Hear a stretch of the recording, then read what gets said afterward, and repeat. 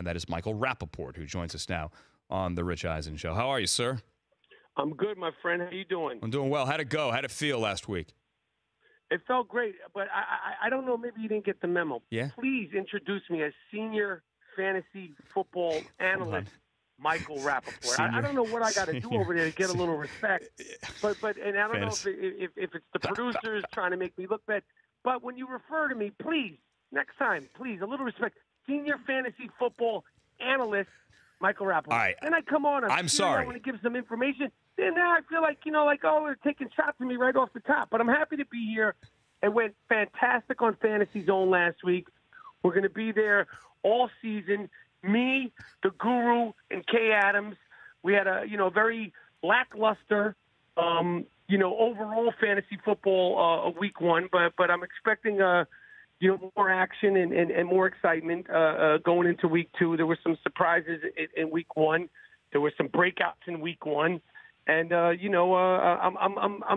glad that we're past week one, to be honest with you. Well, I'm sorry about the name thing. And it's as if you read my mind. I always at NFL Network, when I'm with Michael Fabiano, before we'll be in a commercial, we'll be 30 seconds, 10 seconds back to air, and I look at him and I go, "What am I supposed to call you again? What's your like?" It changes every was it fantasy senior expert insider guru? He's actually Fabiano is. Michael Rapaport, and a fantasy Hall of Famer. There is like a Hall of Fame in someone's basement somewhere for fantasy football analysts. So, I mean, you could get a gold jacket one day. I'm expecting to, and I don't think it's in any basement. I heard allegedly they are erecting the fantasy sports Hall of Fame somewhere in the Midwest. The location hasn't been revealed, but I heard from my sources that they are erecting it. But in all seriousness, I love fantasy football. I love doing the Fantasy Zone. And for me, the thing about the fantasy football that it's done for me, excuse me, is it's just made me a bigger fan of the NFL. I think that, obviously fantasy isn't real football, but being a fantasy football fan and someone who plays it and someone who loves it, whether you're playing for high stakes, or Oreo cookies, the landscape of what I know about the NFL is unlike it's ever been before, just because you're following so many players that are either on your teams or on teams that you're going against, guys that you wanted to draft, guys that you didn't draft. And for me, as competitive as I am with fantasy football, it's really just so much fun, and it's just a fun way to watch the game and sort of a vessel into the real football. But I think they're one and the same. So I'm loving doing it, and I'm glad that the NFL is in week two, and hopefully we can have a safe weekend and there won't be so many key injuries as there were in week one. It's hard to see guys go down so quickly.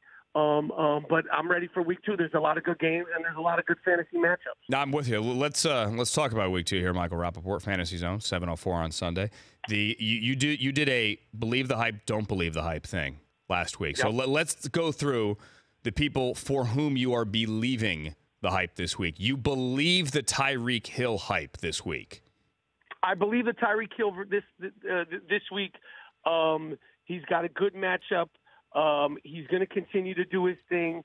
I don't think that the Philly secondary is going to be able to hold him. I don't think anybody could hold him.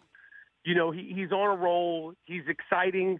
And I think that he's going to have a very good game in real life and in fantasy this weekend. If you're playing daily fantasy football and he's on your team, I mean, I'm not giving any breaking news here, but Tyreek Hill is going to go off again this week. And you also believe the hype on Julio Jones. You don't believe the hype, though. This one's interesting.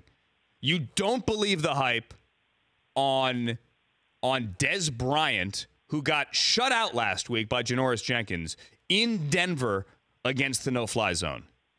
I will be shocked if Julio and the Atlanta Falcons and everybody on the Green Bay Packers, and the names are, the regular names, including Martellus Bennett and my man T.Y. Hilton, and, of course, Aaron Rodgers, and everybody on Atlanta, Julio being the main dude because he didn't get the rock that much last week. I think that's going to be the shootout, the game, and it's in prime time.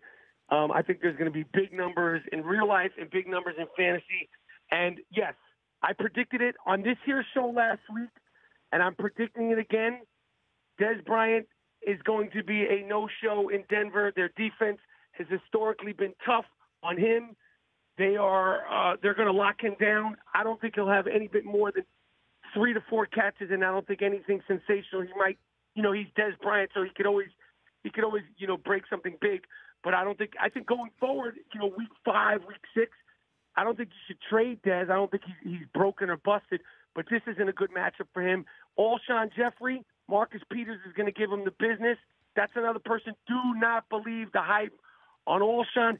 And my main man, Matty Stafford, who did great last week, despite the fact that he almost gave me a seizure in the first quarter with that pick 6. He turned it around. I have a soft spot for Matty Stafford. He might be the new Matty Ice. He's going to have a problem along with Golden Tate, Galladay, and every single thing that comes out of the Detroit wide receiving core. They're going to have a tough time. Matty Stafford and it's going to have a tough time versus the Giants. As somebody once said, don't believe the hype. It's a sequel. Michael Rapaport from the Fantasy Zone on 704 coming up this weekend, week 2 on NFL Sunday Ticket. Last thing, have you made any trades yet? Because I made a trade actually this week, and I almost feel like we were talking before about how you don't know anything after week 1 in terms of teams. In fantasy, I feel like it's almost the same way. It's like you want to make a deal, but you also don't want to overreact because eventually after 17 weeks, these guys you drafted high or you think are going to come around. Listen to me. Well, why don't you call me? You got my number. You want to make a trade after week 1, you just call me. You ask me for my advice. I don't do it for the money. I do it for the honey. You want to make a – what did you do? What did you do to your team? Well, not in the – I traded Luck for Rivers because I don't think Luck's playing anytime soon. I needed another quarterback. That's fine. It's not bad. Fabiano proposed that trade. That's a good trade. Oh, Let me tell you something about Fabiano. This guy is a fleece artist.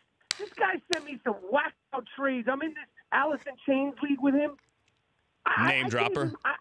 What? This guy's nuts, man. I don't know if he's listening or he's got a cousin or an assistant. I'm a senior fantasy football analyst. I have an assistant who listens and keeps their ears to the street on anybody that's talking about me. But Fabiano, this guy offers some really ridiculous, self-centered, really selfish trades. I'm like, it's early in the season. When you want to make a blockbuster trade and you're ready to make a big boy trade, you know where to find me. Don't come to me with any of this nonsense. He's trying to give me a bag of donuts, a newspaper, and something else for Tom Brady. Listen, I'm going to start giving you my payphone number, man. I'm lose my number, Fabiano. Michael Rapaport, see him Sunday on 704 on the Fantasy Zone with the Guru and with Kay Adams as well. Man, it's great to have you on the team. Thanks for coming on, dude. Thanks for having me, and have a great weekend. And I love listening to you, even though I love listening to Rich. But when Rich is doing something, I don't know if he's sailing or calling a game somewhere, you're a great replacement there, and have a great weekend. Thank you, sir. He is sailing home from Cincinnati on a catamaran, I believe. Michael Rapaport. Wow. Everybody. Calling out Fabiano. Fabiano's a friend of the program, by the way. Yes, he is, correct. I think Rapaport was going a little bit over the top there. The Rich Eisen Show, weekdays at noon Eastern on radio stations across the country and audience. Isn't it amazing you can download an app with your thumbprint? You should download our app with your thumbprint.